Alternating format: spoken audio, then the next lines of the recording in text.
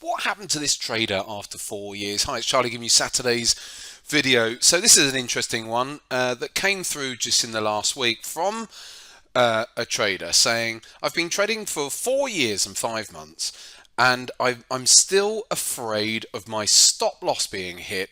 I trade with a 1-to-1 risk reward ratio,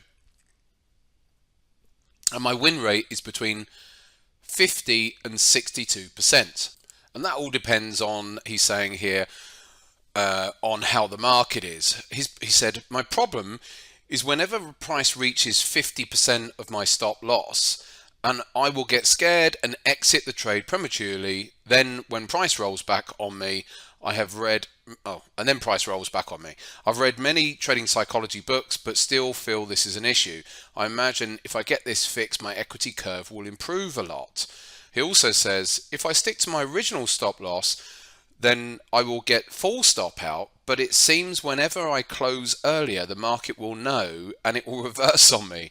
So do I stick to the original stop loss or not? A little bit confused. Right, so the first things to mention here is he's only trading with a 1-to-1 risk reward ratio. Now that is fine because, with a 1-to-1 risk reward ratio, provided your win rate is greater than 50%, then you'll be making money.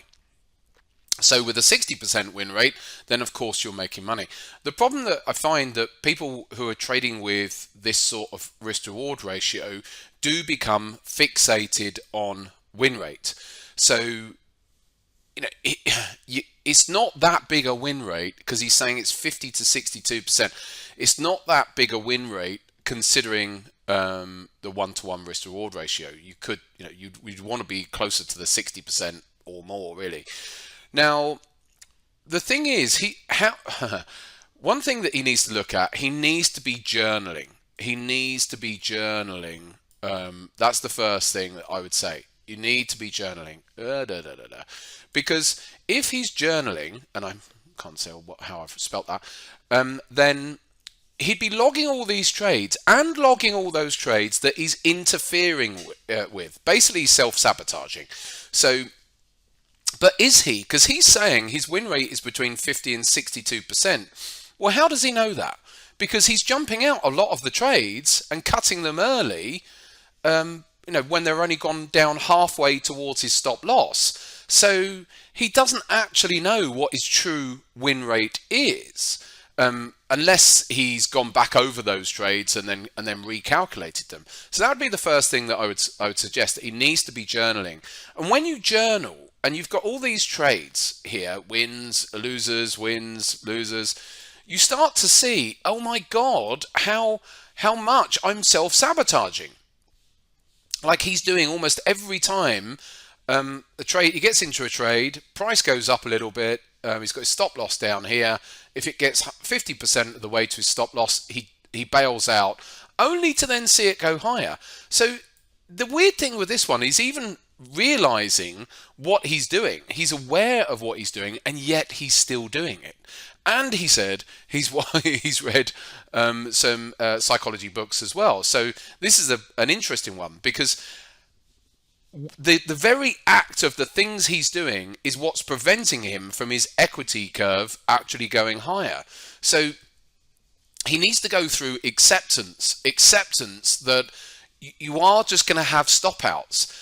The thing that I would suggest is to look at his percentage of risk of his account per trade, because he's obviously getting very scared as soon as price comes over towards his stop loss. So I would suggest reduce your risk per trade. Whatever you're risking as a percentage of your account right now, reduce it, because that will reduce the intensity that you're placing on each trade as well.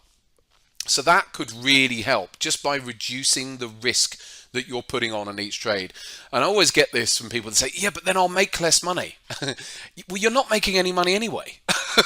So you might as well enforce good, solid habits. And so reduce your risk now and trade better. And then gradually over time, as you form those good habits of letting your trade do its thing and not jumping out every time price rolls back over looks like it's going to roll over to your stop loss, let your trades stop you out. If you've got a trading strategy that actually is profitable, then being stopped out there's nothing wrong with that, because the very fact that you're cutting it halfway towards its stop is what's costing you. The irony is, so let the ones roll over that are going to roll over and stop you out, and the ones that just pull back a bit before then going higher again, you'll obviously benefit from those. So there's a couple of things to mention here. One, reduce your risk. Two, you need to realize and keep telling yourself in your self language that what you are doing is costing you money. And so if you close out, I would say use this sort of language. If I close out of this trade early now, it's overall, even if it's right on this particular trade, it's just reinforcing a bad habit, which is going to cost me over the next 100 trades. So you need to start saying to yourself, I can't afford to come out early, even if on this very trade it would have been the right thing, so to speak. Because if I keep doing it over 100 trades, there'll be more than enough of those instances where it wasn't the right thing. So just get used to doing that and start saying to yourself, I can't afford to come out and ahead of the stop loss. So the only other thing that I would suggest is I would get you to delve deep into your risk reward ratio as well. Have a look at all of those trades, do some data mining and see whether you can, you may find that 1-to-1 is way too little, and that actually you can be aiming for 1 to, 1.2 or 1.3 or 1.5. So I would encourage you to look at that as well, because you might find at that sort of level it doesn't make hardly any difference on your win rate, and yet you're making that little bit more out of every trade as well. So then you start to see the bigger profits coming in on the winning trades. So there's a few thoughts for you. Other than that, if you really want to delve in more, then we're covering this sort of stuff all the time in my trading room. So even if you say, well, I'm just going to join for a couple of months, yeah, do it, and you'll see what we're discussing all the time. But there's some food for thought for you this Saturday. Hopefully that helps.